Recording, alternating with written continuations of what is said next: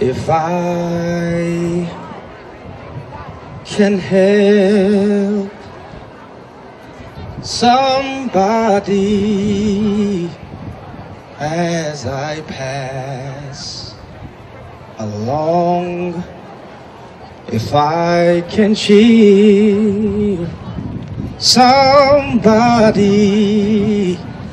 with a word or song, if I can show somebody he is traveling wrong, then my living shall not be in vain.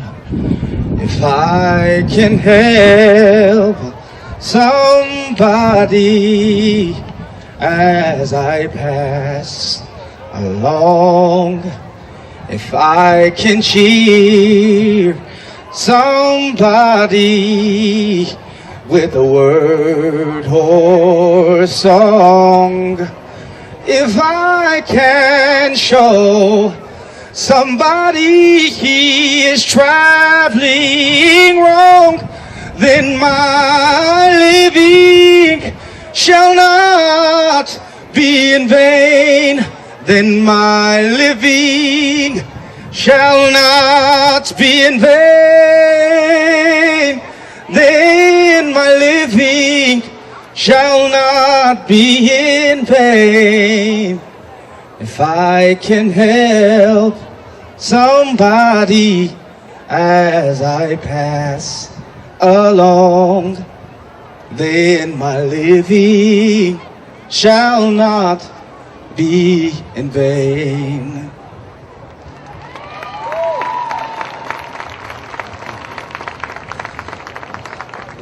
Those words are precious to me because they remind me that true success and true significance in life, in the final analysis, will not be measured by how much money we made, by how many degrees we earned, by how many elections we won.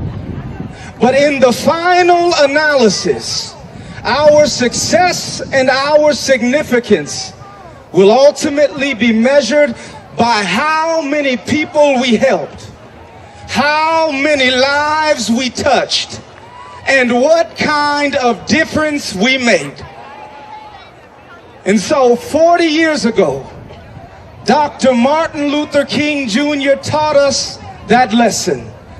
And today, 40 years later, on this day, at this defining moment in history, we gather in this place to bear witness to the fact that Dr. King's life was not in vain.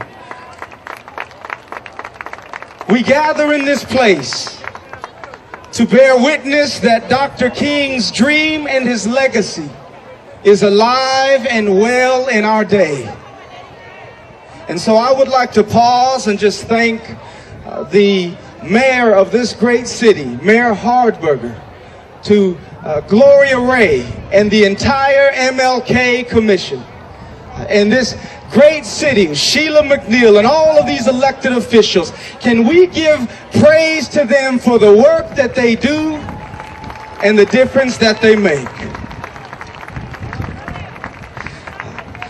What I want to do with the little time we have is tell you a little bit about myself. Part of my story was told in the movie Freedom Riders. But what's not in the movie is the fact that I was born into a very beautiful yet very broken family. My father has been in prison for almost all of my life. My mother, who was from San Antonio, was disowned by her Chicano family for giving birth to me, an African-American son. And my stepfather was an alcoholic who was addicted to crack, who, whenever he got high or drunk, used to physically beat my mother. And I'll never forget the night when my stepfather grabbed my mother by the back of her head and slammed her face through a glass window. And blood was everywhere. And at 11 years old, I had to fight for my mother's life.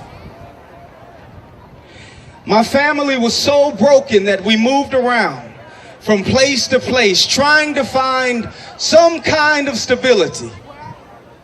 But by the time I was 16 years old, I had already lived in 26 different places, not including the homeless shelters, the cars, or the alleys we slept in. And there were many nights when the only blanket I had was my mother's jacket. And the only meal we had was a cup of soup and a piece of bread. And the only floor and bed I had was a concrete slab. And there were many nights when I had to jump into dumpsters to find food to eat. And so around that time, I began experimenting with drugs, and I began involving myself in crime, and I began burglarizing homes, and I began breaking into cars and stealing cars, and I began robbing people. And I stopped caring about school. And the first semester of my freshman year in high school, I earned a 0.6 GPA. That's all F's and one D. And I'm gonna let you guess. And the D was in PE.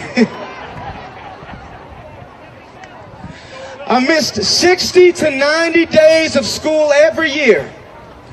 And my English grammar was so poor that I was classified as an English as a second language student. And do you know, to this day, I'm still trying to figure out what they thought my first language was.